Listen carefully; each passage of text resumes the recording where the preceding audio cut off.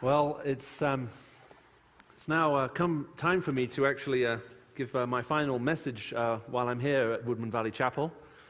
And I've thoroughly enjoyed my time here, and it's been wonderful being able to getting to know some of you and to be able to engage with some of you and try and answer some of your questions. I do have a pile of cards in my room, which is about this thick, some of which have email addresses on, and I'd just like to assure you that once I get back, we will have someone email you answers to the questions if we didn't actually get the opportunity to pluck them out of the basket and deal with them. So we've dealt with a series of fairly difficult questions over the course of this weekend.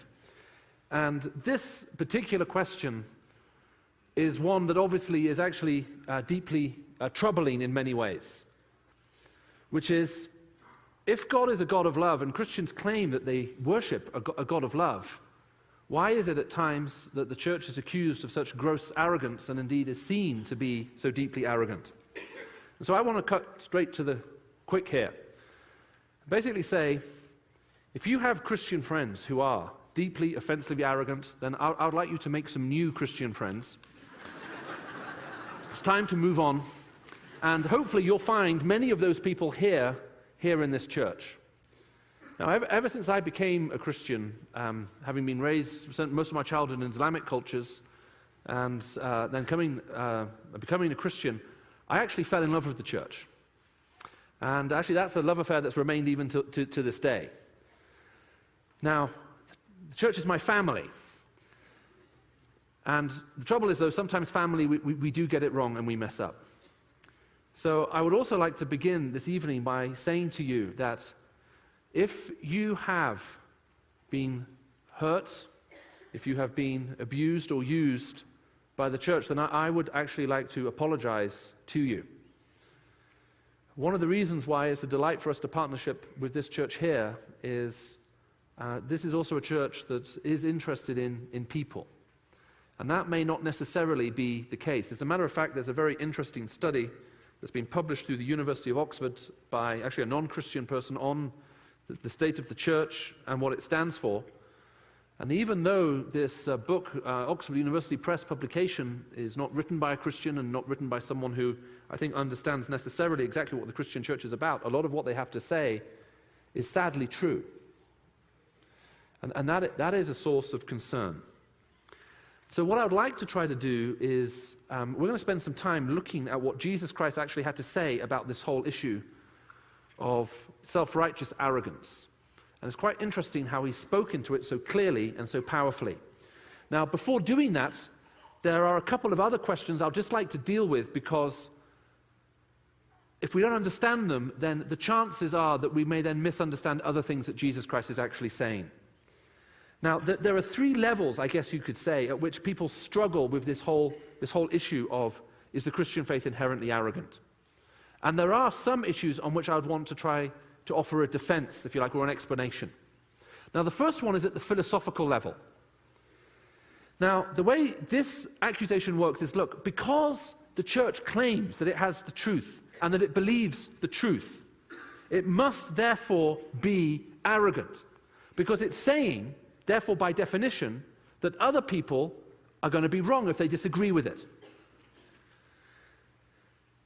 Now, we have here to bear in mind the fact that many of the complications that we wrestle with in relationship to this particular question are pictorial. I can remember speaking at a dinner a few years ago in London, and I gave a short talk, and then I opened myself up for questions. And the first question this guy asked me was, look, he said, the trouble with you Christians is you think you've got the only way. He said, but there is this mountain, and there are different paths that go up the mountain, and they all go to the top. And you're on the Christian path, and other people are on this path or that path or whatever path. They're all on different paths, and they all go to the top of the mountain. He said, why can't you accept that? So I looked at him, and he looked a fairly fit man, like he might exercise and do other things which aren't that good for you. And have you ever noticed how people who are very fit are always pulling muscles? I mean, the number of professional athletes who are bandaged up, it just goes to show how unhealthy it is. And I looked at him and I said, have you ever climbed to the top of a mountain? And he said, well, yes, I have. Numerous times. I said, very well. I said, when you were standing on the top of the mountain, could you see where all paths from the base led? And he shook his head. He said, no. I said, very well. Where would you need to be standing? If you can't see where all paths from the base lead, if you're standing on the top, where do you need to be standing to know all paths from the base lead to the summit? And he said, well, up here. I said, well, who's the only person who has that view? And he paused, he said, God. I said, well, who are you claiming to be when you tell me that all paths from the base go to the top?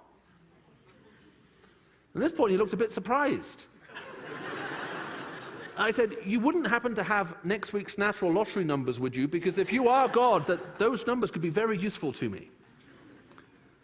There are some pictures that we bring to bear on this issue, which initially sound like they could actually be very humbling, very leveling. But the more you reflect and think on them, the more problematic they actually become because of the claim that's actually built within it to actually make the picture work. It is true that if you assert one thing is true, that you may be excluding other things. So it is necessarily the case, for example, that if you say all paths lead to God, you are saying that those who believe that only some paths lead to God or only one path leads to God are wrong. I can remember just after I became a Christian, I had the honor of the country I was living in of meeting the leader of the faith, of the Baha'i faith. And I had no idea what the Baha'i were. I'd only been a Christian for a day, and I met this guy, and he just introduced himself to me, and I said, well, I've just become a Christian. He said, well, that's wonderful. He said, I'm the leader of the Baha'i here. I said, well, what do you believe? He said, well, we believe that all paths lead to God. And I said, well, I think only one path leads to God. He said, no, we can't accept that. I said, so you exclude me then? He said, no. We want to include everybody and everything. I said, well, what about the statement that there's only one way to him? He said, no, we couldn't possibly accept that. I said, you're excluding me again. Now, here's the problem. If you say all paths lead to God, you are saying that those who say only some paths lead to God or only one path lead to God are wrong. If you say only some paths lead to God, because you're not so sure that Adolf Hitler had such a great idea after all, that only some paths lead to him, you are saying that those who believe all paths lead to him or only one path leads to him are wrong. Now, that's just the way it works. Now, it's maybe disappointing that when we use the word self-righteous, we automatically equate that with arrogance. And actually, that's not correct. Because you can actually be humbly self-righteous. And you can be arrogantly self-righteous. That is actually a different question. Similarly, you can be humbly wrong and humbly right. The very fact that you are claiming, though, that something is true may not necessarily say very much about the attitude that is brought to bear. But the attitude is very, very important because all of us would recognize arrogance as being an intrinsically ugly moral quality that could be attributed, that we wouldn't want to associate with us whatsoever. But the very fact that you are claiming something to be true doesn't necessarily mean that you are pegging yourself to a claim that may necessarily be arrogant. That's just the way the truth works. Now, of course, there is a moral level to this question, and that goes much deeper. I remember speaking at an event a few years ago, and a lady came up to me, and in this particular event, I actually only gave a talk for about 10 minutes, which I'm sure many of you would wish would be the case now. But there, what I did, I talked for 10 minutes, and I did an hour and a half of questions and answers. And at the end of the meeting, a lady came up to me, and she said, look, can I ask you some more questions? I said, well, please go ahead. She said, well, look, I'm a Buddhist. And she said, and there is something that you seem to be assuming in your answers that you gave to other people, but it didn't come out explicitly because you weren't asked, and I just want to clarify. And I said, okay, go ahead. Well, she said, you seem to think that there is only one way to God, and that would be through the person of Christ. I said, yes. She said, well, I could never be a morally intolerant person like you and say other people are wrong. So I looked at her and I said, you're a Buddhist? She said, I am. I said, tell me, did not the Buddha say that the Hindus were wrong?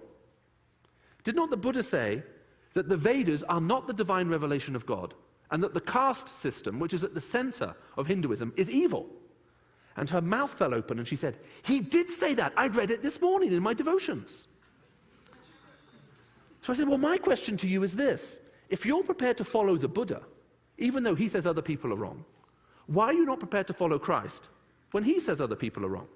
And she looked at me and she said, I don't like where this is going.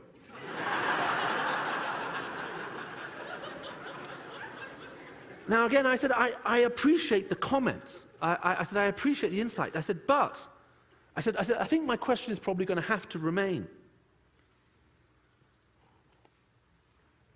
Now, of course, I guess what lies behind all of this is something that deals with attitude. There was a professor at the University of Oxford many years ago called Professor Isaiah Berlin. He was a polymath. He was an expert in so many different areas.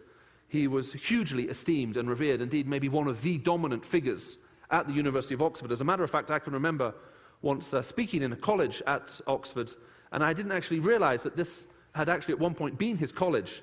And one of the people at the top table afterwards said to me, I knew Isaiah Berlin. And the trouble was he was so popular and so esteemed, we weren't sure of the true lasting impact of his work, because we were all caught up in simply the name recognition that he had at the time. Now, Isaiah Berlin wrote about many different subjects. He came from a Jewish background. He was quite secular in his outlook. And he wrote a lot about politics. He wrote a lot about political freedom. He wrote a lot about how we should understand what it means to live in a free society. And in one of his essays, he says this. And he's talking about pluralism. Now, as he frames pluralism, to him, pluralism is what is absolutely essential to maintain a free society. So what he says is this. He says, the enemy of pluralism is monism, the ancient belief that there is a single harmony of truths into which everything, if in the end it is genuine, must fit. The consequence of this belief, which is something different from but akin to what Karl Popper called essentialism, to him the root of all evil, is that those who know should command those who do not. To cause pain, to kill, to torture, are in general rightly condemned. But when these things are not done for my personal benefit, but for an ism, socialism, nationalism, fascism, communism, fanatically held religious belief, or progress, or the fulfillment of the laws of history, then they are in order. And then he goes on to say, monism is one step away from despotism. You should try saying that word after you've had 1 hour, 45 minutes sleep the night before. I just realized it's harder than I thought.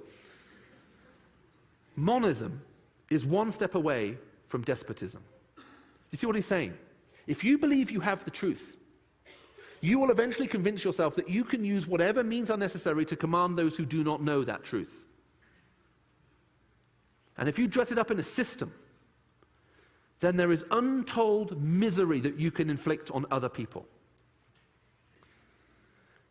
I can remember reading through this essay and writing at the bottom of it just one sentence.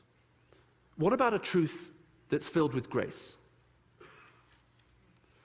You see, when you say that someone is graceful, you're saying that there is a beauty to their physical movement. When you say that someone is gracious, you are saying there is a beauty to their inner movement. Jesus Christ was described as someone who was full of truth and grace. Is it possible to hold on to the truth while being filled with grace? Now, there are many accusations that can be leveled against the church. Some of them, at certain times, may indeed be true. Now, what is interesting is ever since the Christian faith started, ever since its birth, there has been a concern about how do we tell and how do we help preserve what might be a true gospel as opposed to a false gospel, and what might be a true Christian as opposed to a false Christian. Because neither Christ, nor the Apostle Paul, or any of the early disciples were willing to admit the fact that just because someone claimed to be Christian meant that they were. Even Jesus Christ said that on the final day of judgment, people will come to him and stand before him, and say, did we not do miracles in your name? Did we not feed the poor in your name? Did we not do all of these things in your name? And Jesus will look at them and say, I never knew you. Not, I once knew you and you went off on your own little way. I never knew you. Those are sobering words. Now, when you read the New Testament, there's a debate, academic debate, about which is the oldest book of the New Testament. In other words, which was written first. Now, hard to be sure, but one of the books that's up there with a shot of being one of the first pieces of Christian literature is the book of Galatians. Now, we can't be 100% sure, but, more likely than not, one of the first pieces of Christian literature that you can read, in terms of if we were to arrange what was written in the New Testament chronologically, would be the book of Galatians. Now, the author of that letter has many concerns, but one of them is this: how do you tell a true Christian from a false one? And he actually offers a test. He says, look, if someone is a Christian, there should be a fruit in their life. Now, this fruit is in the singular, but the flavor it has is a compound flavor. And the Apostle Paul says this is what the fruit should taste like. It should taste of love, joy, peace, patience, kindness, gentleness, faithfulness, and self-control. What the Apostle Paul is basically saying is, bite me. Now, he's saying it in a very polite way. He's basically saying, look, if someone claims to be a Christian, or as I claim to be a follower of Christ, come and taste the fruit in my life. This is what it should taste of. If, on the other hand, what you taste is anger, malice, lust, greed, and so on, well, that fruit is not in keeping with what it means to be a follower of Jesus Christ. In other words, Paul is saying to the Galatians, look, you not only have the ability, you have the right to question the reality of anyone who claims to follow Jesus Christ based on the fruit that you see in their life. There are all kinds of reasons why people may claim the title Christian. It could be to feed a sense of nationalism, or because it's helpful for their business, or may gain them an extra few votes. But claiming the title in no means tells us about the reality of what is going on. That actually has to be tasted and tested. I can remember on one of the occasions when I went to speak in Washington, D.C., to a group of people in the White House, and they said, what would you like to speak on? And I'd been there a few times before, and I said, well, you've had me, you want me to suggest something? And she said, well, where have you been recently? I said, well, I met with some of the guys from the Taliban, and I talked to them. Why didn't I give the message I gave to the Taliban to you? Depending on your view on politics, it's more or less the same sort of moral plane. And the person said, this is a great idea. Now, I can remember I had a lot of fun that morning, and it was a huge privilege to be in that place, especially when you consider the British almost burnt it down back in the 1800s. Though the Secret Service never let me out of their sight. And afterwards, several hours afterwards, I met up with someone for lunch. A wonderful Christian person. And we got talking, and I said, I'd like to ask you a hypothetical question. I said, let's supposing I said to you over lunch, it went really well this morning, and so I'm going to move to Washington, D.C., and I'm going to set up a Christian ministry based here, and I'd like you to come and work for me. And this person at that time was described as being one of the most powerful people in Washington, D.C., and I always find it interesting that that label, the most powerful person in Washington, D.C., is never the president. But anyway, that's a whole other issue. I said, so let's suppose I extended that offer to you. My question to you is this: what are the questions that you would ask before agreeing to come? Now, I found the response of this person, it was a woman actually, Fascinating. First question. How much prayer really goes on in your organization? You claim to be Christian. How much time do you spend on your knees before Him? That's an interesting question, isn't it? Question number 2. How do you treat your junior staff? Now, at that point, I remember looking at them saying, okay, so I understand question number 1. I think it's a very good question. I said, help me understand question number 2. She said, well, the philosophy in this city is you kiss up and you bite down. She said, I've stood in the Oval Office waiting for the president to come. Sometimes with people I would consider to be my heroes, sometimes Christian heroes. And I've seen the way they've talked to their junior staff. I've seen the words they used. I've seen the things they've said. And you have no idea how disappointed I have been. They're not even aware that I'm in the room because I'm not important enough in their eyes. When the president walks in, it's all sweetness and light, and we would like to petition you on this and bring this before you. And then when he walks out, all of a sudden the switch is flicked. And then we see this other side again. I would want to know, she said, what your junior staff have to say about you as a person. It's an interesting question, isn't it? If you are sitting here this evening and you are a Christian, you need to know that we are called to a very high standard. And when we fail, we have to apologize and say sorry. If you are sitting here and you are not a Christian, maybe there's something about the Christian faith that attracts you, but you're just not so sure about some of the Christians you've met, I'd like to implore you. Just because someone claims to be something doesn't mean that they are. You have to look at the fruit, look at the reality. What is actually there? Now, having made these largely introductory comments, what I would like to do, if I could with you, is simply look at something that Jesus Christ himself actually said. And it's not easy to read. It's found in the Gospel of Luke, and this is what it says. It says, to some who were confident of their own righteousness and looked down on everybody else, Jesus told this parable. 2 men went to the temple to pray, one a Pharisee, the other a tax collector.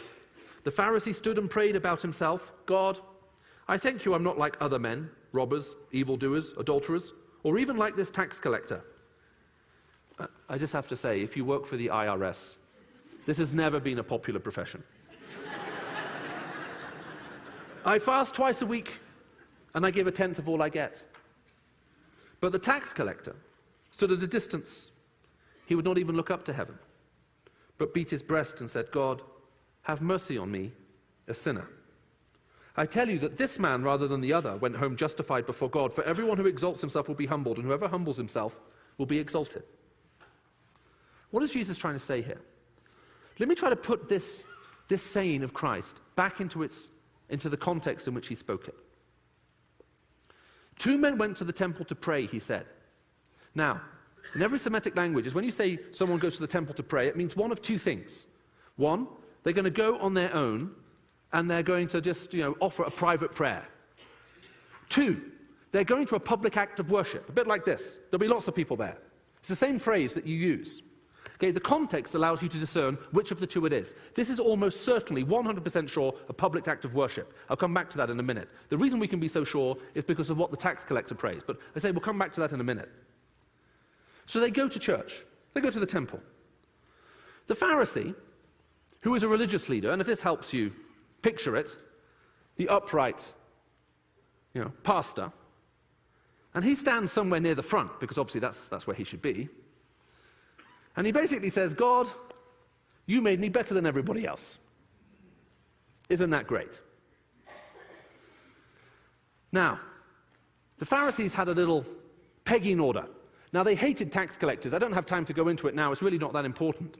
But suffice to say that tax collectors were seen as people who'd completely sold out, as far as they were concerned, to the enemy. As a matter of fact, the Pharisees had a saying that they would rather their daughters marry dogs than tax collectors.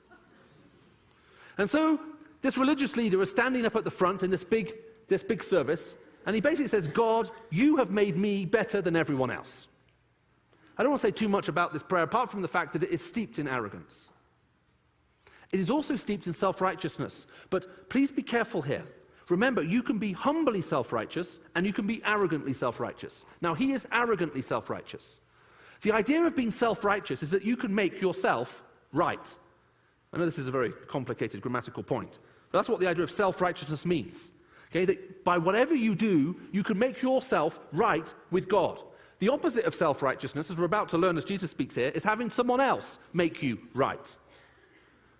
Now, you can have someone else make you right. Does that make sense? It's not self-righteousness, it's like other righteousness, and you can be arrogant about it, or you can be humble. Similarly, you can be self-righteous, and you can be humbly self-righteous, because I'm a nice person, I'm kind to, I was going to say kind to granny, you probably don't use that phrase here. You help old ladies cross the street, and so on. That you should go to be with God forever. And you can be humble about it, or you can be arrogant about it. It's slightly unfortunate that we equate self-righteousness automatically with arrogance, although the two often do go hand in hand together. Now, this guy is incredibly arrogant. I'm better than everybody else, and God, you yourself, I'm sure, can't wait to have me come and join you. The tax collector, however, he stands somewhere near the back. Now, his actions are very interesting, especially if you've been raised in the Middle East. He would not look up to heaven, which is a strange thing, because when you pray, in Jewish circles, you stand and you look up to heaven, like this. Now, I know if you're like a good Anglican, you get down on your knees and you pray looking down at the floor. Now, if you want to make a geographical statement about where heaven, hell is, so on, and where you're directing your prayers. But anyway, the idea is that you stand and you look up to heaven. He won't look up. He looks down. And he beats his breast. Now, this is remarkably strange. Women beat breasts in these cultures, not men. It's a sign of deep remorse. And if you see any of the funeral scenes, of which are piling up in the Middle East even to this day, you'll often see the women will be there beating their breasts like this, crying, because that's what women do to show remorse. And the men, well, in the current culture, they shoot their guns into the air and various other things. There's only one other instance in the Gospel of Luke you'll see a man beating his breast, because this is something only women do. And it's with one of the disciples when Jesus Christ is hanging on the cross, and he's so disturbed by what he sees, he beats his breast. This guy is both utterly ashamed and in a state of deep remorse. And he prays, God, have mercy on me, a sinner. Except that's not exactly what he prays. Okay, it's an okay English translation, it's not quite accurate. Now, if you were good Anglicans, I go to an Anglican church. I guess over here it's Episcopalian, right? So I go to a very unusual Anglican church where people actually believe in God. But if you were raised in that tradition, you might be familiar with something called the Kyrie eleison. Does anyone here know what it is? If you've never heard of the Kyrie eleison, just put up your hand if you've never heard of it. Don't be ashamed. Oh, shame on you. Now, this little piece of liturgy in the service is actually just taken from the Greek of the New Testament, Kyrie eleison, which means Christe eleison, Lord have mercy, Christ have mercy. And you just repeat it. Sounds great, most people don't have a clue what they're saying. Now, that little word eleison, that is the Greek word for mercy. So, that's how you would ask God for mercy. That is not actually what this man prays. What he actually prays, if you read it in the original Greek of the text in which the Gospel of Luke was written, what he actually prays is halassotoimoi, which if we were to translate almost directly into English would say, be propitious to me. Now, what does that mean? This is why we can be almost certain that this context of this story, as Jesus tells it, is in the context of public worship. Every day in Jerusalem, at daybreak and at dusk, there is a religious service. Every day in the temple, a lamb is killed for the forgiveness of sins. Now, once that sacrifice has been offered, the priest who's done the sacrifice, he turns around and he walks off, like back away from everybody, through a curtain, and he goes and he burns incense on the other side, and he prays to God for the nation. At that point, no one else can see what's happening. It'll be like me completely walking off the stage, and it'll just be empty. Now, what would you do? Now, most of you would check your BlackBerries. Shame on you. But before the invention of BlackBerries, iPhones, or any other invention of the devil, when that happened and there was nothing to do, the people prayed. So if you read Luke chapter 1, you'll read about a guy called Zechariah. And it says when it fell to Zechariah's lot to burn incense, he went in to burn incense in the temple, and everyone stood outside praying. Because that's what you do. There's nothing to see. That is the liturgy. That is the space. Provision is made for the forgiveness of sin. A sacrifice is offered so that sins can be forgiven. The priest goes in to burn incense. A religious leader who is there at the service says, "Look at me, I'm better than everybody else."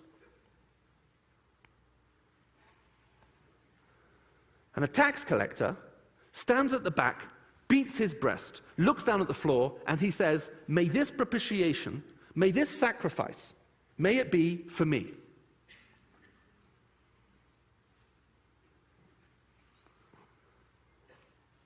Jesus says, "I tell you that this man went home having been justified rather than the other."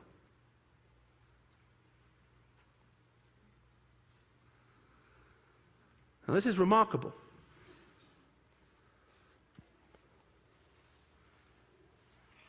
This great religious leader, whom everyone would respect, we have to understand how respected this person would be. This would be the person you'd want to be seen having Sunday lunch with. This is the person you would want to be present at significant events in your life. This is the person you would want to claim connection to. This is the person who everybody would say, without a shadow of doubt, is the one that A, that God loves the most, and B, he's definitely going, even though we don't like him.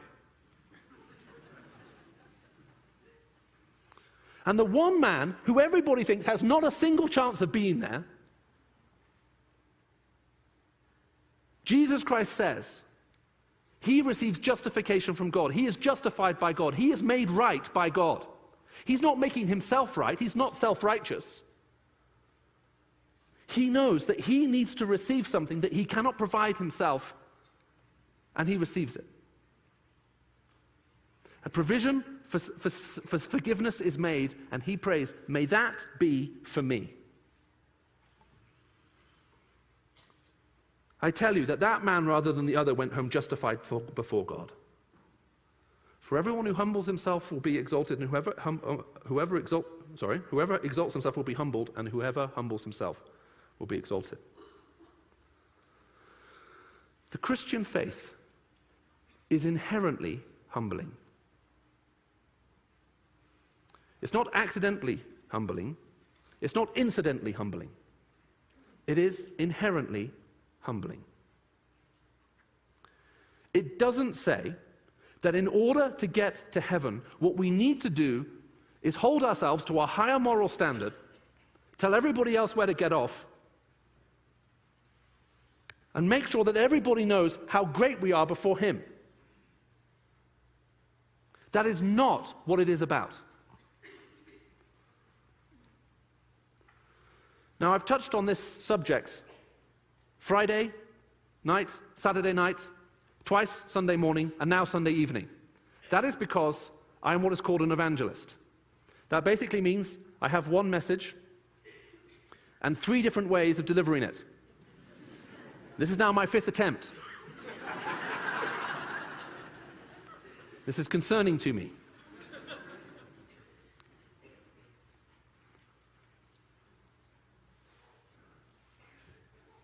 There is no room for pride in the Christian faith. It's impossible. There is no room for boasting in the Christian faith. It is excluded.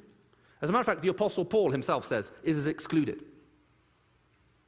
Precisely because of teachings like this. Now, it's surprising, because a lot of people think that the Apostle Paul is one of the most arrogant Christians ever to walk the face of planet Earth. And if you were here for one of the Sunday morning services where we quoted Richard Dawkins, that's exactly what Richard Dawkins thinks of the Apostle Paul. Now, why does everybody think he's so arrogant? Well, the answer is simple. The Apostle Paul is absolutely sure that he is going to heaven. Now, imagine this. You've been here this weekend. You think, I've got a few more questions for you, Michael. If I get a few friends together around a breakfast table or a lunch table, will you come and talk to them? And I say, yeah, sure, I'll be very happy to. So a group of friends are gathered around the table. And after we've had coffee or sandwiches or whatever it is, I sort of clear my throat. And I say, well, it's great to see you all here today. I would like to start off by saying to you that I know for sure, 100%, that I am going to heaven. Now, how does that make me sound? And again, this is why I like Pentecostal churches. It's the feedback that I appreciate.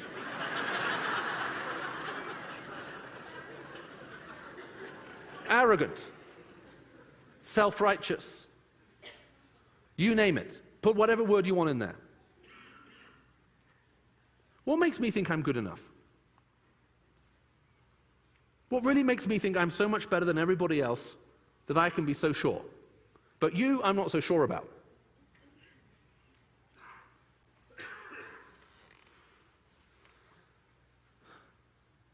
There are only so many ways of giving this analogy, so let me just give a slightly different one. But it's all the same. Matt Hurd, who's one of the pastors here and who was welcoming you earlier, let's supposing Matt and I, we get to know each other. We, enjoy some kind of relationship, fellowship with each other. But there comes a time where, I don't know, for whatever reason, one of us offends the other one. Now,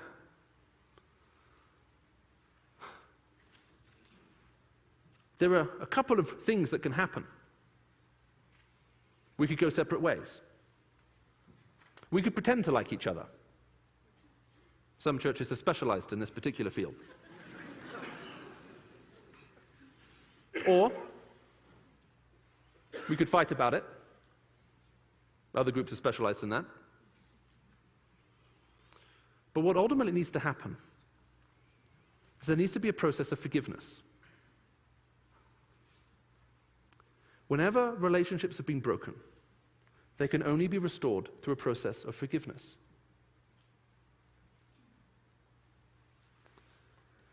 Now, if I have offended him, and he is willing to forgive me, and I am willing to say I am sorry and receive his forgiveness, he and I are back in relationship.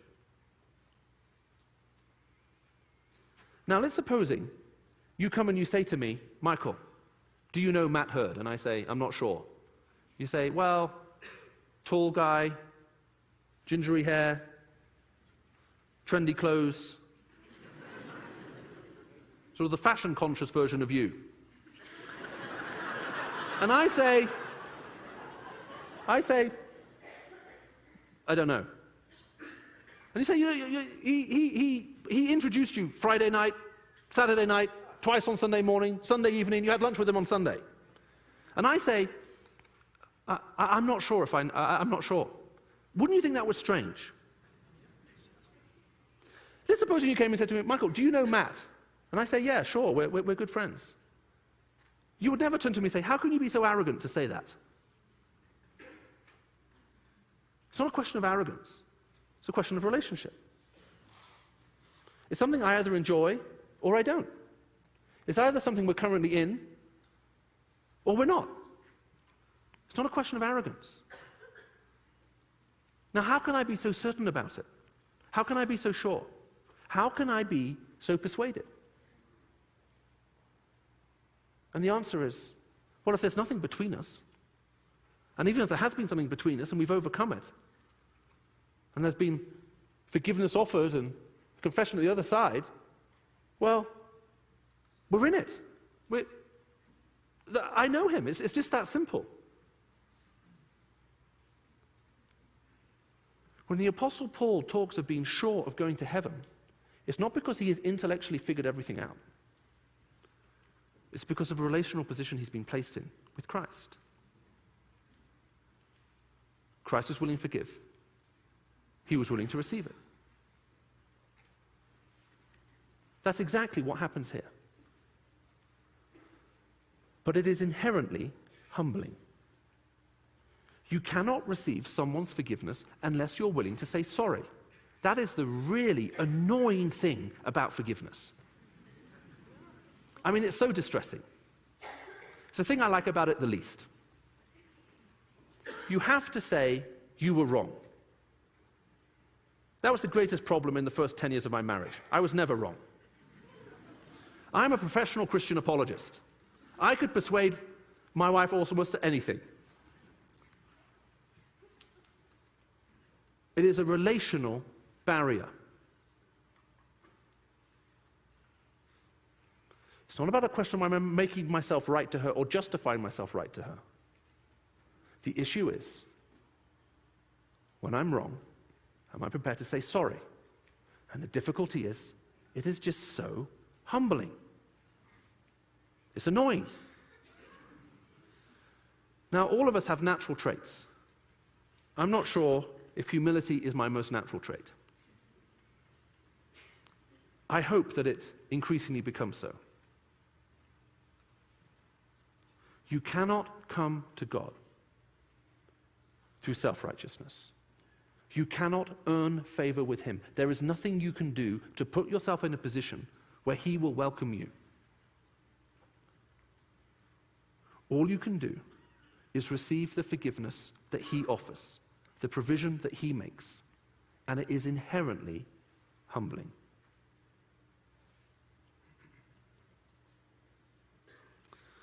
I don't know what it means for each of you as you look at the Christian faith. It's very, very interesting how we can often become so defensive, or how we can create an impression that we're stronger than we are. Now, the trouble within the church has been that if you stand in front of a group of people like this tonight and you say, look, I make mistakes like everybody else and I need as much forgiveness as you, we have what I call a pedestal problem. We tend to put our leaders on a pedestal anyway. You know, we lift them up, we make them greater than they actually are. Then they come and say, I'm just an ordinary guy like you and I need just as much forgiveness as you, and everyone goes, isn't that great? And they make the pedestal a bit taller. And so humility becomes something that actually builds the pedestal higher and higher. Does that make sense? I suppose an honest recognition to the fact that actually we're all in the same boat. We're all struggling with the same issues. We're all guilty of the same or similar sins before God. We all need forgiveness. He's made a provision. We all need to avail ourselves of it. That is a great leveler.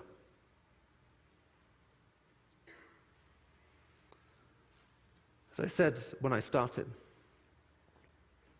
if you have been offended by the church, I am deeply and desperately sorry. Please don't confuse the fact that even though Christ claims to have the truth, to be the truth, to know the truth, and to give us the truth, that there's something inherently arrogant in that. That's just about truth. You can be humbly truthful and arrogantly truthful. Please don't confuse the exclusivity that he brings as being arrogant. And please most certainly do not understand the gospel as being anything other than what it is meant to be. Something that brings every man and every woman to his knees, or to their knees, before him, in recognition that we've all done things wrong. We all need to be forgiven by him. He is willing to forgive. And if we receive it, we're made right, and we're put in the right position with him.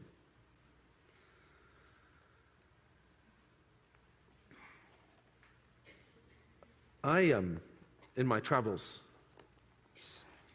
have been able to meet an awful lot of Christian leaders. One of the reasons I like working for the organization I work for is the more I've got to know Ravi Zacharias, the more I realize how genuine the man is. Now, I wish I could say that's true for everybody.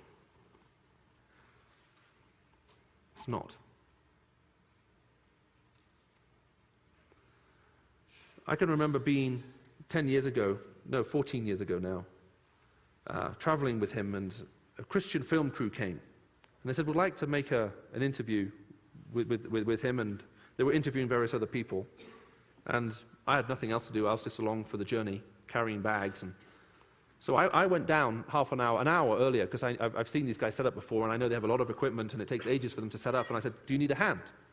So I just carried all the equipment out of the van and helped set it up, and all the lights and all the chairs. And when everything was finally ready and the cameras were set up to roll, gave him a quick buzz on his phone and said, okay, why didn't you come down? And he came down, and they interviewed him for 45 minutes, and then he talked to them for 10 minutes afterwards, and then he went back up to prepare for his message that evening. And I said to the guys, you want me to help pack up? And as we're packing up, one of the camera guys said to another one of the camera guys, we've done almost 100 of these interviews so far. This is one of the few genuine articles I've come across. That's incredible. Those of us who are believers in this auditorium tonight need to understand that people are looking at us, and they want to know whether it makes any difference if you follow Christ or not. And the answer is it should make every difference. It shouldn't be that rare.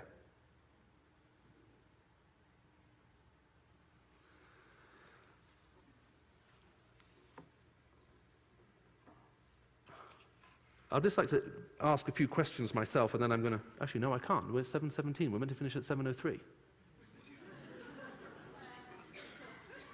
Isn't that disappointing? Let me just make one challenge.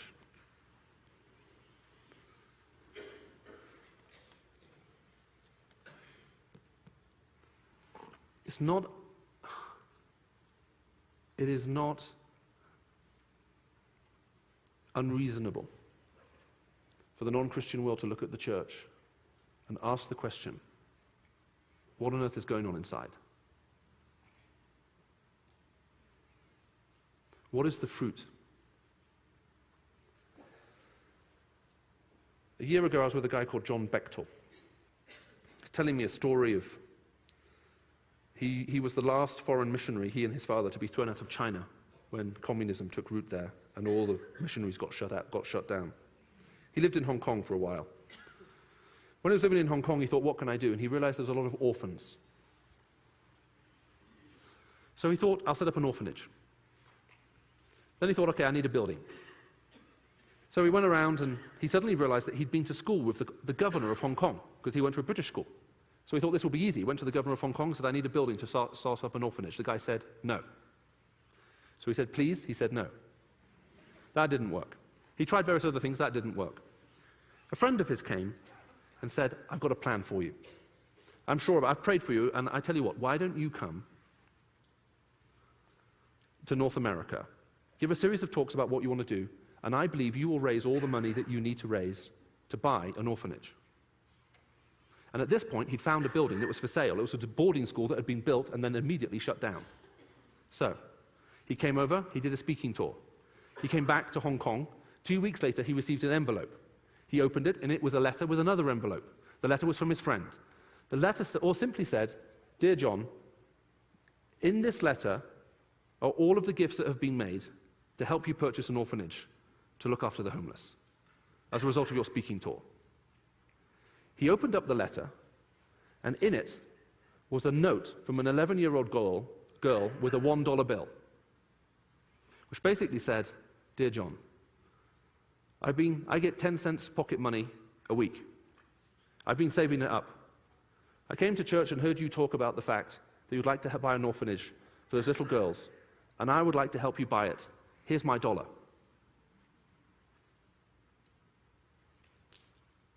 John was holding this envelope, thinking what he should do, and he was suddenly reminded of the simple fact that he thought he'd been promised that everything he needed to buy the orphanage would be given to him as a result of this tour. So he went to the caretaker of the building and handed him the letter and said, This is my offer to buy this building.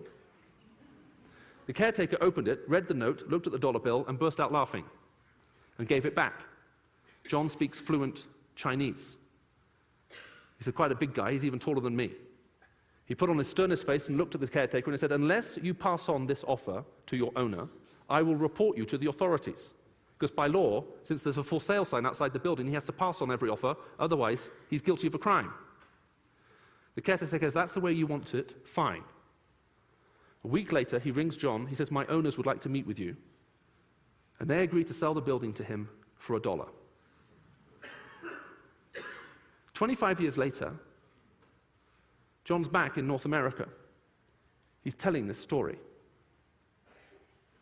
And after he's finished speaking, a woman who's about 36, 37 years of age comes up to him and says, "That was me. That was my $1 I sent you." John rushed out into the car parking lot and he tried to stop as many people leaving the church as he possibly could, and he called them back in and introduced them to this woman. And then suggested it would be awfully nice if maybe they sent her to Hong Kong so she could see what she had purchased. So $50,000 was raised then and there, which is much more than you need for an airfare to Hong Kong. So she went to Hong Kong and she passed on the money. $1. That girl gave everything that she had. Everything for the gospel. And thousands of lives have been changed. What are we holding back from as Christians in terms of how we should be living for the sake of the gospel? Because we're so desperate to hold on to what we have, and we're not prepared to live in the ways that He calls us and He directs us. My challenge this evening is primarily for the church. We need to live in a manner worthy of the calling we have received. And if you don't know Him, I would urge you to turn to Him. He can do the most amazing things in you and through you. Please forgive us where we have failed. But God sets us on the most exciting journey, and it can change our lives forever. Well, you've listened very well, and we're now 20 minutes over, so I better stop talking, otherwise they decrease my honorarium. And so I get in trouble with my boss. I've really enjoyed my time with you. You may not have done that. That's why I've taken the liberty and spoken so much longer tonight, because I'm feeling more relaxed, and I'm just happy that I've been here. We're now going to do some Q&A, so Matt's going to come up and do that. You can ask any question you want to. I'll do my best to answer it. Okay? Any question that bothers you. Does the light go off when you close the fridge door? Write it down, we'll answer it. Get in the fridge, close the door, you'll soon find out. Don't do that with a chest freezer. Okay? That's not a good idea. So, Matt, why don't you come and take it from here, and we'll do some questions. Thank you, Michael.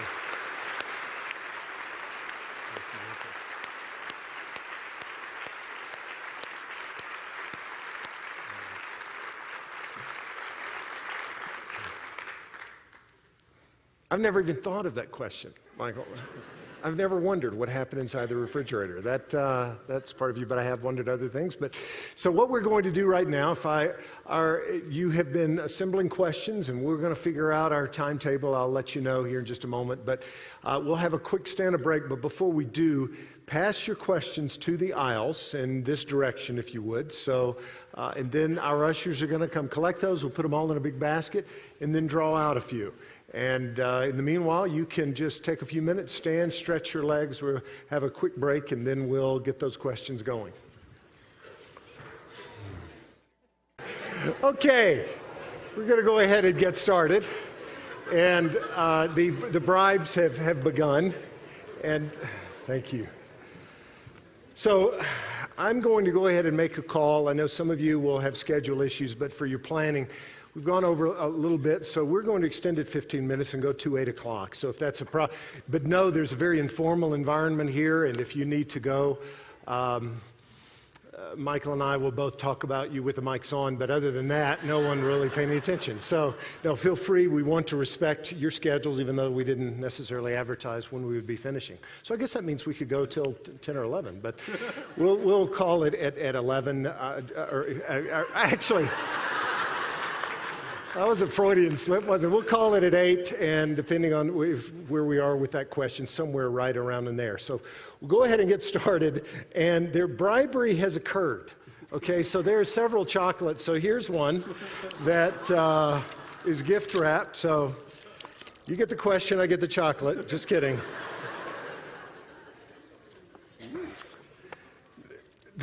If you're going to start eating that now, you have to share that with me if you do. Now, Michael, this morning you mentioned that. My chocolate.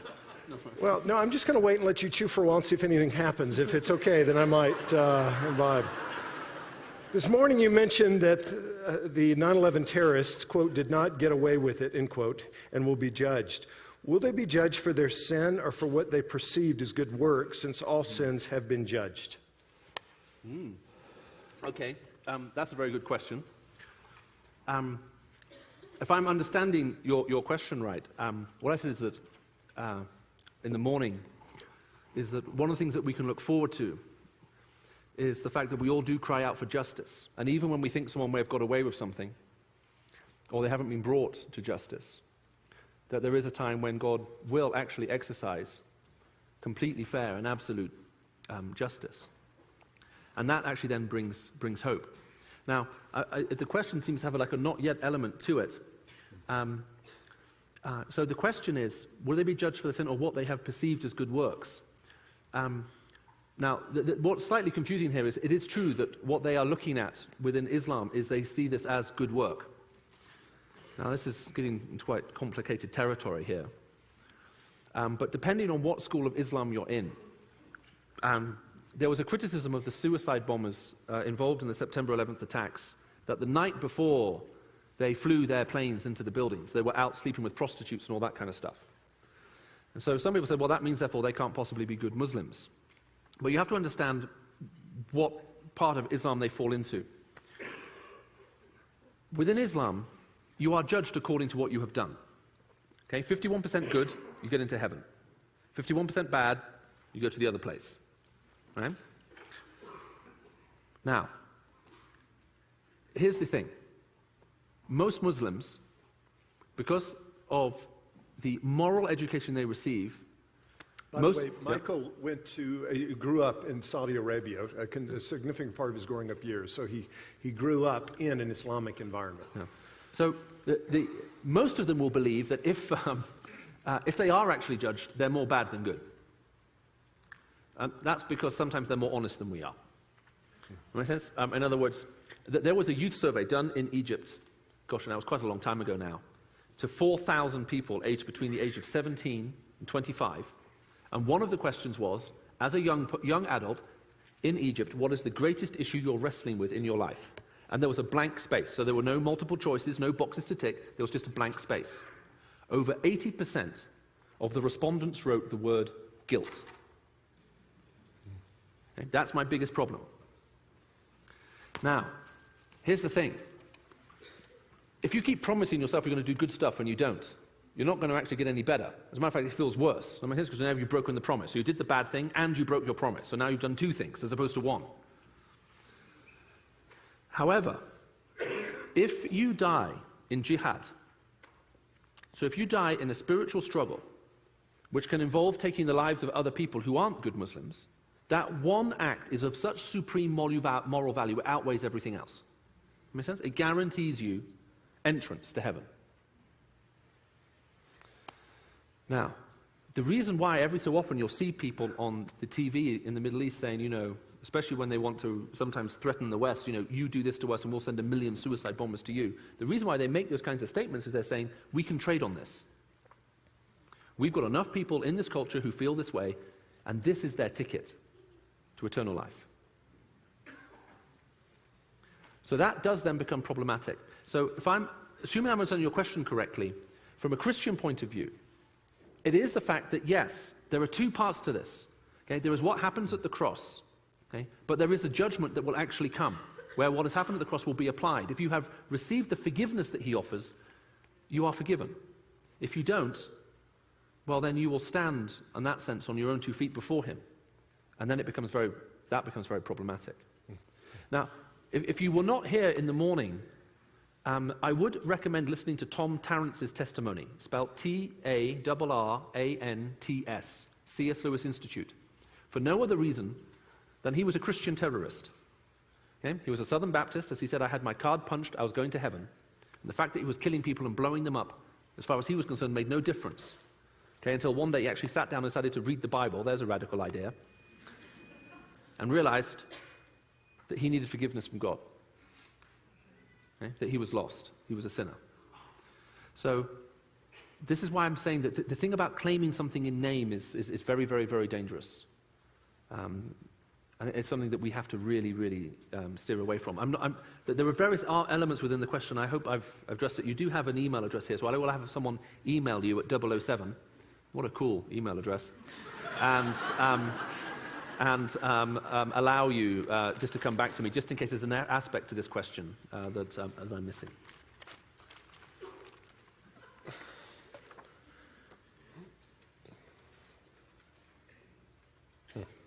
What one book would you suggest, besides the Bible, that you could give non-believers? Oh, wow. Gosh, it's hard, because it depends who they are. You know, it's really, really interesting. Christians want to be treated like individuals, and they want to treat everybody else the same. Okay?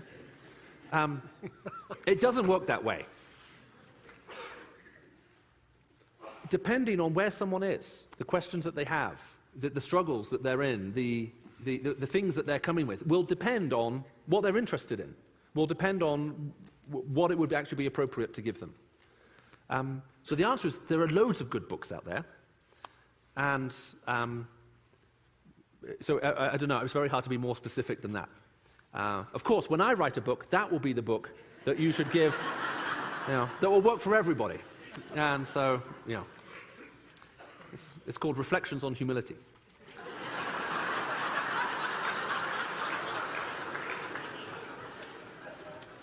So he did give me instructions, let the bribes work. So they are working. There you go. This one is almonds. How do you say that? Almonds. Almonds. Yeah. If Catholicism was the first denomination in Christianity, taught, given by Jesus, how is it acceptable that humans, in other words, the King of England, morphed Christianity into other forms that are also now considered true? Huh.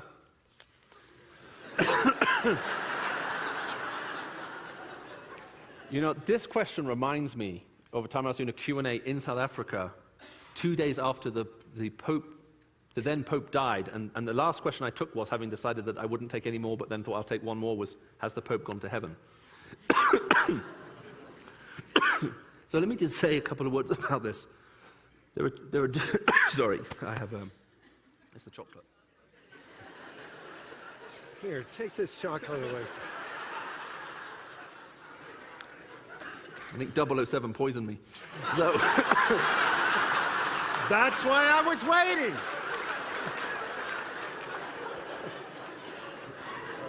The word Catholic has two meanings. Now, in one sense, with a small c, even if you're part of the Anglican Church, the Apostles' Creed, we believe in one holy Catholic and Apostolic Church, Catholic in the sense of universal. Now, we were actually talking about this at lunchtime. Sorry. I arrived here with a chest infection a week ago.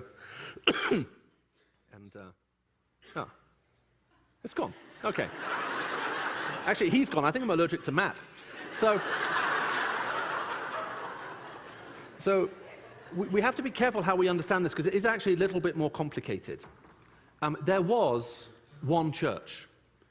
Now, around 500, there was actually a big split in the church. Now, I don't have time to go into that, but most of us aren't interested in that. We're interested in the church that happened about 500 years later than that, which is the one this refers to. And then in the 1500s, we had another huge split with what was called the Reformation, which basically means, working on that cycle, we're due some major event round about now. It's about every 500 years. So actually there was even a division before then, if you want to just take it from a church historical perspective. Now, some of these things are very sad, but they are sad for two different reasons. It's not the question about which church can trace back its lineage the furthest, as to which is genuine. That's not actually the test that we're given in Scripture. The test that we're given in Scripture by the apostles, by Christ, is very much to do with fruit and branches, and being able to see Christ in whoever it is claiming, to be a follower of him. Okay, that is the evidence that's what we're looking for. Okay, it's one of the key things that we're looking for. Now, what we're also looking for is, are they basically saying and teaching what Christ said? Now, there's a very sorry tale to be told here, and I wish I had a better one to tell. I actually think Rabbi Zacharias actually gives an overview of this very, very well if you've never seen the DVD series on Deliver Us from Evil. But the way he starts that out is that history tells a very unhappy tale of when the church has been married to political power. The church has always been at its most glorious, generally speaking, when it has struggled to provide for itself and everyone else around it. Or maybe it's been persecuted. Because the only reason for being part of the church under those conditions is that you are absolutely sure about who Christ is, about your identity in him. Because if it's going to cost you your life to go to church, you might get shot for going to church. You don't just go to church on a whim. Does that sort of make sense? The trouble is the more power we have, the more influence we have, the more affluence we have, the more we rely on ourselves and the less we rely on him. Now, this isn't something that's unique to church history. If you read the book of Ezekiel, especially, let's say, from chapters 14, 15, 16 in particular, it's a most amazing story. God basically comes to Israel through the prophet Ezekiel, and he says, look, you were like a naked, discarded baby, and I picked you out of the rubbish. I washed you, I raised you, I clothed you. You were made beautiful. I gave you wealth, and I gave you status. And then he makes the most incredible statement. He says, but you have traded on your fame and prostituted yourself because of your beauty. Literally, the very blessings that God gave them, they used to replace him. Now, this cycle repeats itself. The crucible for silver, the furnace for gold, but a man is tested by the praise he receives. We are tested more by our successes than by our failures. When we have success, the temptation is to rely on our own strength and use God when we get stuck, rather than relying on God and using the gifts that he has given him. Do you see the difference? The perpetual challenge for the church today, 500 years ago, 1,000 years ago, 1,500 years ago, at its infancy, for Israel, for everybody, is that we tend to rely on the gifts he gave us and use him, rather than relying on him and using the gifts he gave us. Which is why, in that sense, the church is in perpetual need of reformation. And if, by the way, you think that Protestant denominations are exempt from this process,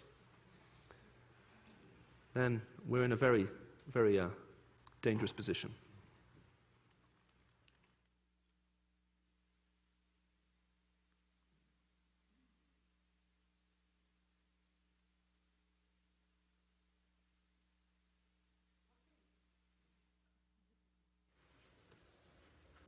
How can we convince non-believers that Christ was raised from the dead when it sounds so crazy? Have you tried holding a gun to the head? No, sorry. Okay.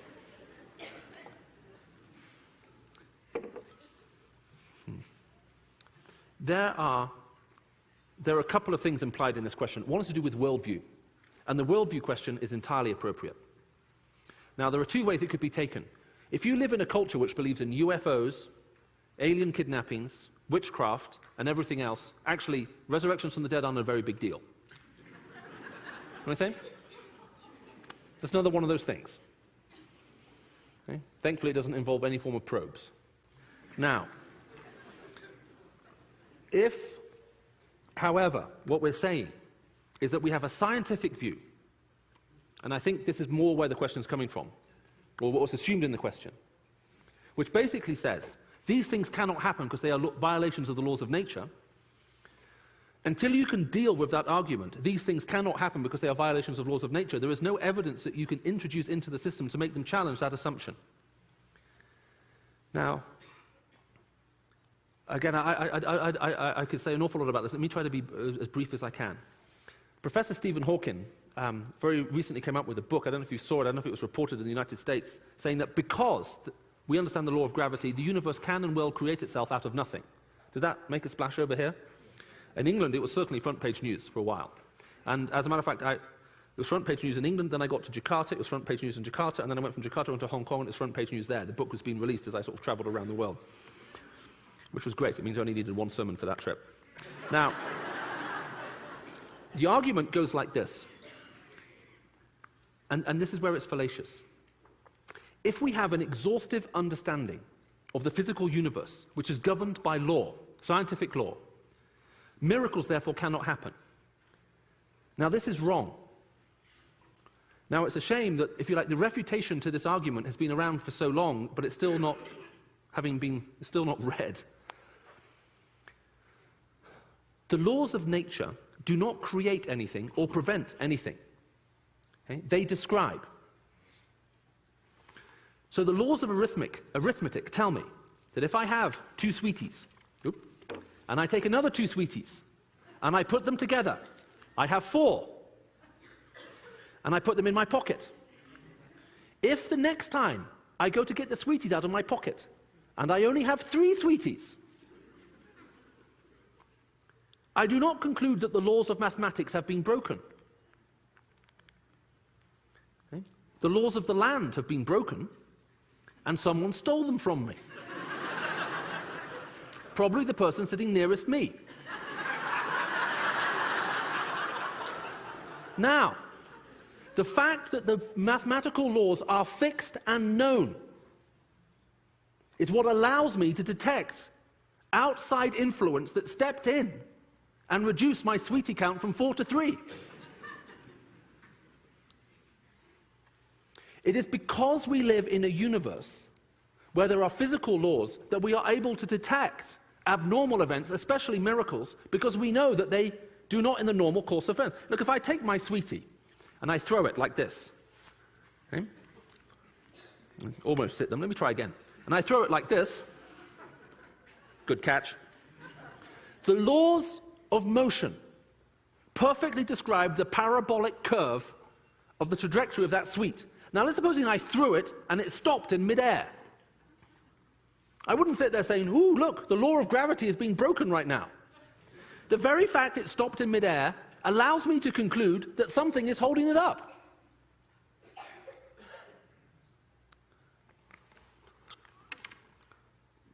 Richard Dawkins made a comment a little while ago. He said, ask Christians about the virgin birth, they'll be deeply embarrassed by it.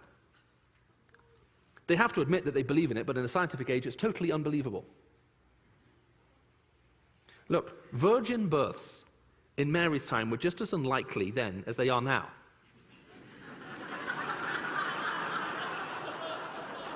Mary understood this. We can deduce this from 2 factors. An angel appears to her, and first of all, she is scared. She doesn't go, ooh, an angel, like she's been greeted by some kind of strange fairy. Okay, she's actually scared. And 2, after the angel, in blazing glory, which you think would give it some degree of credibility, right? Says, you are pregnant. Her first response is, how can this be? She is not ignorant of the basic laws of biology. She understands that certain things need to take place before you have babies.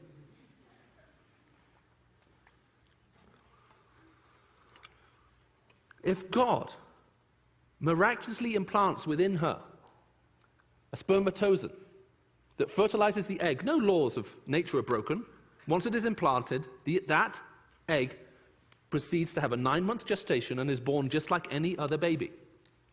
The very fact that we understand the law in that instance allows us to tell whether there's been any outside interference in it. Otherwise, we wouldn't be able to figure it out. So, if your friend is wrestling with something like the resurrection on the basis that the laws of science cannot be broken, okay, they are confusing at that point two issues, law and agency. Look, Henry Ford built the first production line to build motor cars. The very fact that I can use physics and mathematics and various other scientific laws to 100% exhaustively, completely, totally and utterly explain the operation of that car and its assembly in no way tells us that once I have that exhaustive scientific knowledge that there was no Mr. Ford. It confuses law and agency. It's a category mistake, we'd say in philosophy. Just because you can give an exhaustive, 100% total explanation of this universe, even assuming that M theory is right, which is an interesting form of mathematics. So even if that is right, even if we could have an exhaustive, 100% mathematical model for the operation and function of the universe, even if that were possible, it would tell us nothing as to agency. Whether there is one who is behind it, who designed it. And that's part, I think, maybe what's going on there. That may be the debate, the conversation you need to have with your friend. Is that helpful? I hope it is.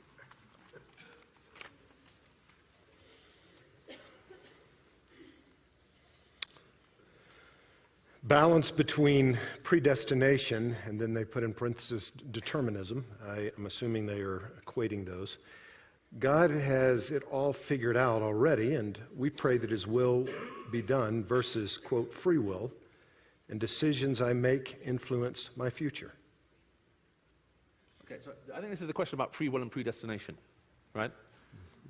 Did you choose to ask that question, or did God make you do it? Let me know and I'll get back to you. You want me to say more than that? Huh? Yeah. I don't know, I mean, I can say more than that if you want me to, but this is a complex question, ladies and gentlemen. Sometimes people complain that I speak too quickly.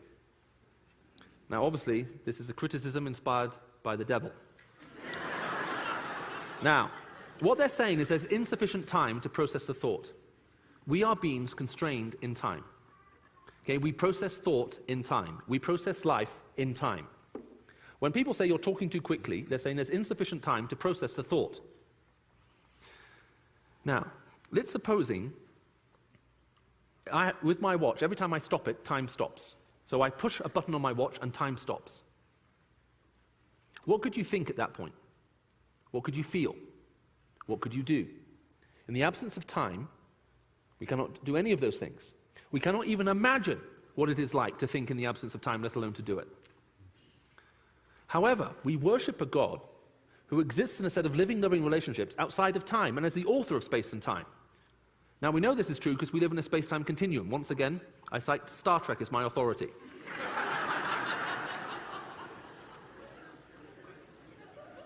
No space, no time. Which is why at several points in the New Testament it talks about God doing things before time itself began, which is a highly unusual phrase in the Greek because it doesn't exist in any form of Greek philosophy, because everyone believed that the universe was eternal, that it didn't have a beginning. The classical Christian position has always been that there was a timeless eternity before creation, a timeless eternity after, and then in between this space-time continuum which we now currently are part of. But if you are worshipping the one who exists outside of space and time, and is the author of space and time, and sees all of space and time stretched out before him, and we can only understand life through the passage of time, the reason why the question is complicated is we're saying when the author of space and time itself actually steps in, and we commune with him, what's actually happening at that point? So that's the question. And since that's not the question you asked me, why don't we take another one?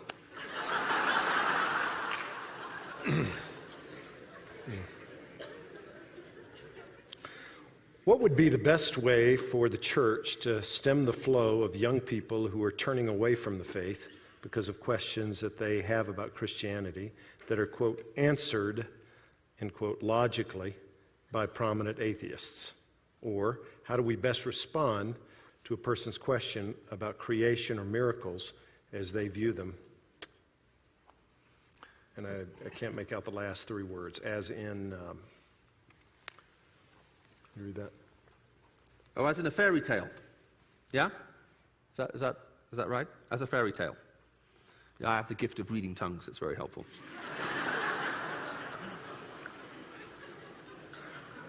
Okay. We're going to have to get much better at dealing with questions as a church. I mean, we have to. First of all, we're going to have to get much better at allowing people to ask questions. I can remember speaking at a large conference, maybe, I can't remember how many years ago now, maybe 12 years, and they'd given me an hour and a half. Now, I know I overran today, but an hour and a half. I mean, even if a tongue of fire came down from heaven and rested on my head, I'm not interesting for an hour and a half. So I said, look, why don't I speak for 45 minutes, and I'll do 45 minutes of Q&A. And the organizer said, there were, I think, 4,000 people there. I said, just put microphones out in the audience and allow people to come up and ask questions. And the guy said, you can't do that. People could ask anything. I said, well, yeah, that's the point. The reason we're doing Q&A like this, by the way, is it's not some stunt. I just said, look, I don't want it to look like that everyone down here wrote questions. Does that make sense? We filtered through the ones that we liked the best, and we decided to answer them. The reason why Matt's drawing them out just randomly from the basket is, so there's no, if you like, we're not filtering the questions that are coming through. We have to allow people to ask questions. That's how you grow. That's how you learn. That's how you develop. So we must, one, get better at allowing people to ask questions. Then we must get, I think, a lot better at actually realizing the legitimacy behind an awful lot of questions. I mean, and there are some questions which are genuinely hard. Okay? The suffering one in particular that we've dealt with in 3 different ways is still very hard. And you may notice still the gaps that we still haven't addressed. Even the question about the last one that we were just having a bit of fun with, about free will and predestination. That's hard. Those are deep questions. I would urge you not to bury those questions. If you bury those questions in your life, if you're a Christian, they will dig down underneath the ground, undermine you, and eventually your ground will collapse. That happens for a lot of people. Faith is not believing the things that you wish are true. Faith is always a response to truth and reality. Okay? The more sure you are of God's robustness, of his truth, of his veracity, the stronger your faith in him. The less sure you are that he is real, true and so on, the weaker your faith in him. That's why, wherever Christianity has grown historically, 3 things have always happened. Wherever there's been Christian revival, down through the centuries, 3 things you'll immediately see. Number 1, hospices are set up, or hospitals, to look after the sick. Number 2, an explosion of the arts, which is very, very, very interesting, and something we seem to have lost in the last little while, although I'm delighted to hear this church is so keen about the arts. And number 3, universities. Because if the Christian faith is true, you've got nothing to fear from difficult questions. You don't want people to ask you difficult questions unless you don't want people to ask you difficult questions unless you don't have the answer, you think there are no answers, or you're lying. Okay, those are the times we avoid questions. Oxford University, of which I'm a part, our motto is Dominus Illuminatia Mea, the Lord is my light. Now it's very interesting. Look it up online, the Oxford University Shield. We're not sure what it means. Some people are saying, actually, it doesn't mean what I think it means. The Oxford University Shield is an open book, okay, with the words Dominus Illuminatia Mea on them. The Lord is my light. 3 crowns and 7 seals coming off the book. Now let's just think about that imagery, shall we? An open book, 7 seals, 3 crowns, and a reference to God. I wonder what it could possibly be about. And even if you're not a Christian, if you've seen enough Arnold Schwarzenegger movies, you know we're talking about the book of Revelation. So we have to recover, does that make sense, that ability, that willingness for that kind of critical cross-examination. We have to recover it. There's nothing to hide. And so that's what we need to do. We have to invite these questions, welcome these questions. And I've got a very radical idea. Am I allowed to stand up just for a minute?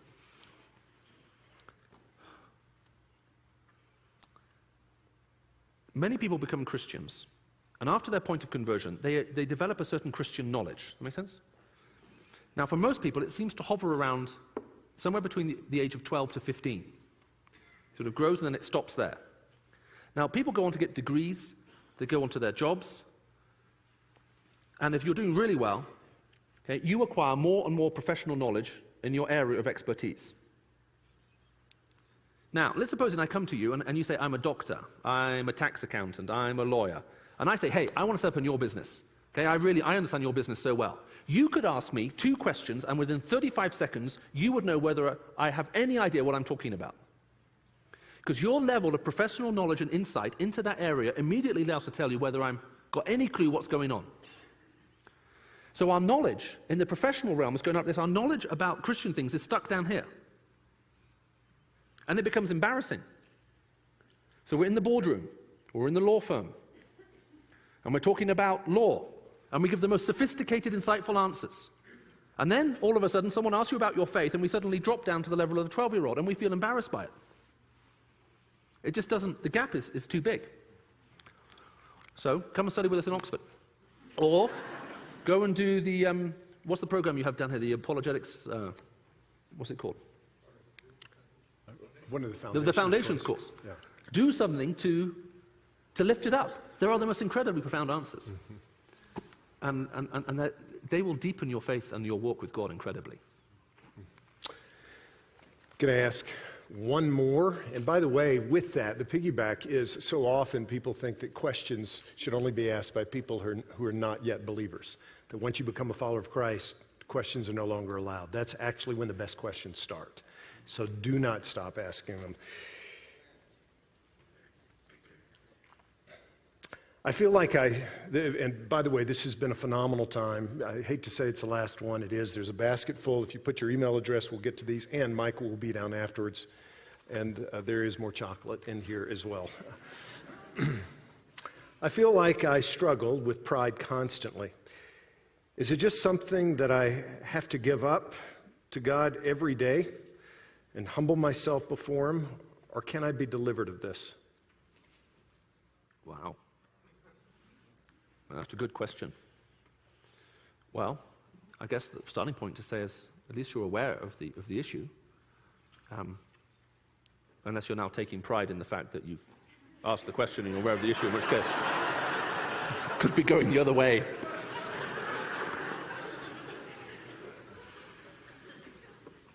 It's very interesting how the Bible talks about we need to confess our sins one to another. Now, we don't do that, by the way, for forgiveness. You have to do that to be forgiven. We confess our sins to God to be forgiven.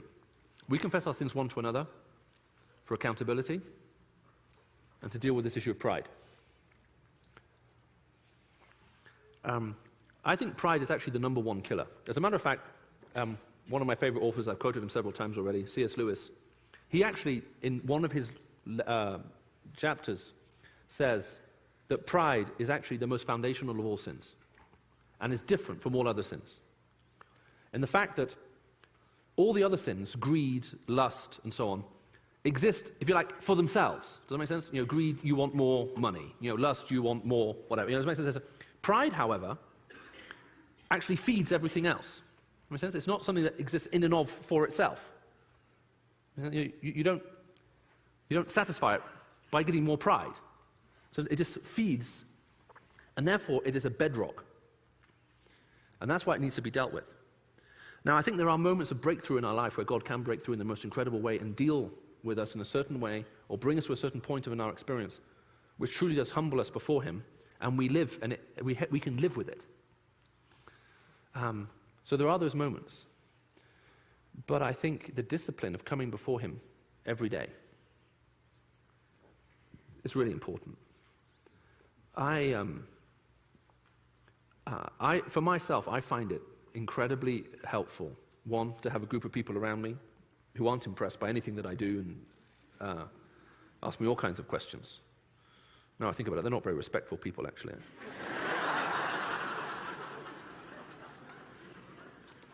A loving wife who supports me in ways that I couldn't imagine. And just a short while ago, I said to her, if I married you, if I hadn't married you, I think my life would be a complete mess.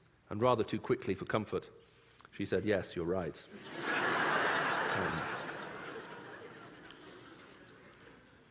And I think also constantly bringing us before God There's a very interesting prayer in the Old Testament. Lord, see if there's any wicked way in me. And you'll often find pride locked into those wicked ways at some level. And I think we have to keep bringing ourselves before him. But people are very good at spotting pride in our lives, by the way. Does that make sense? I mean, they are, generally speaking. They can see it. So the difficulty is, and I want to be careful how I phrase this, because this may be a good challenging point to end on, is we do actually need to be in the context of family for pride to really be properly managed. The trouble is that a lot of Christians, the way we deal with each other is, because it's not consistent with that fruit that I talked about earlier, we get ourselves into trouble. So I know I was having lunch with a group of pastors yesterday, and one of the things we were just saying, I remember saying was, look, if someone comes to you and says, I have to tell you the following truth in love, you can normally guarantee two things. Number one, it's rarely truthful. Number two, it is almost certainly not loving. Now, if they were telling you the truth in love, they wouldn't have to come to you and say, I'm about to tell you the following truth in love. Right? Because if they were speaking the truth in love, it would be obvious from the fact of what they were doing, that they loved you, and they were telling something that was important for you to hear. So the very fact they have to flag it up, it's about to tell you that it's going to fall at both hurdles, 9 times out of 10. That's why I think it's so important that we have a love for the church and a desire to see it to be as strong and healthy as it can be. Because I actually need to be part of a church that's pushing itself on and going for greater things together in God, because it also helps me, keep me in check. Okay? And it helps my own heart to be challenged. I think it will be with us. Pride, I think, will rise up all the time. Every so often, God flicks the lights on, a bit more brightly, intensely, and you see a few more rats in the basement, so you can deal with them. So I don't know if you have. I'm sure Matt has some very useful ideas. But I'm going to sit back now and finish the chocolate. Michael, it has been an incredible delight for us to be able to sit under your teaching, to experience both your heart and your mind. And we thank you very, very much for all that you have done for us this weekend. Thank you. Thank you. Thanks, Matt, for everything. I really appreciate it.